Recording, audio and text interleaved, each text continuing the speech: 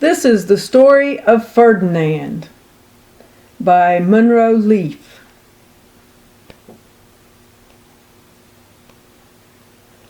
Once upon a time in Spain, there was a little bull, and his name was Ferdinand. All the other little bulls he lived with would run and jump and butt their heads together. But not Ferdinand. He liked to just sit quietly and smell the flowers. He had a favorite spot out in the pasture under a cork tree. It was his favorite tree, and he would sit in its shade all day and smell the flowers. Sometimes his mother, who was a cow, would worry about him. She was afraid he would be lonesome all by himself.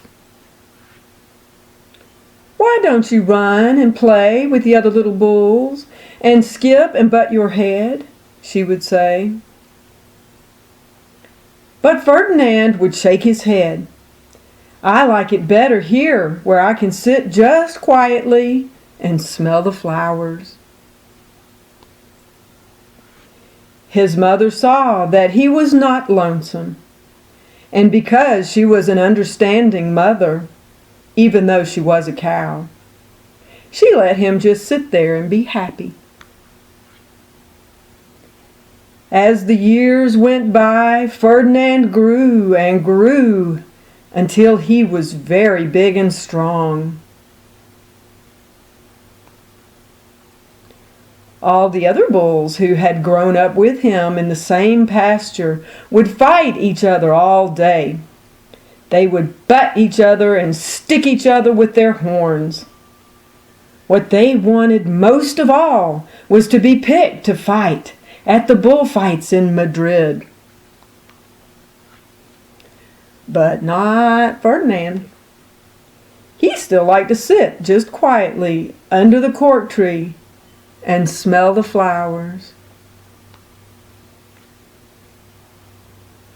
One day, 5 men came in very funny hats to pick the biggest, fastest, roughest bull to fight in the bullfights in Madrid. All the other bulls ran around snorting and butting, leaping and jumping so the men would think that they were very, very strong and fierce and pick them. Ferdinand knew that they wouldn't pick him, and he didn't care. So he went out to his favorite cork tree to sit down. He didn't look where he was sitting, and instead of sitting on the nice cool grass in the shade, he sat on a bumblebee.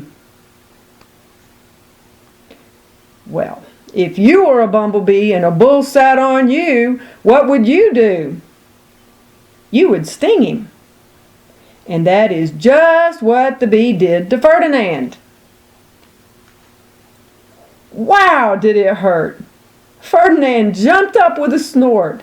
He ran around puffing and snorting, butting and pawing the ground as if he was crazy. The 5 men saw him, and they all shouted with joy. Here was the largest and fiercest bull of all. Just the one for the bullfights in Madrid. So they took him away for the bullfight day in a cart. What a day it was! Flags were flying, bands were playing, and all the lovely ladies had flowers in their hair. They had a parade into the bull ring. First came the banderilleros with long sharp pins with ribbons on them to stick in the bull and make him mad.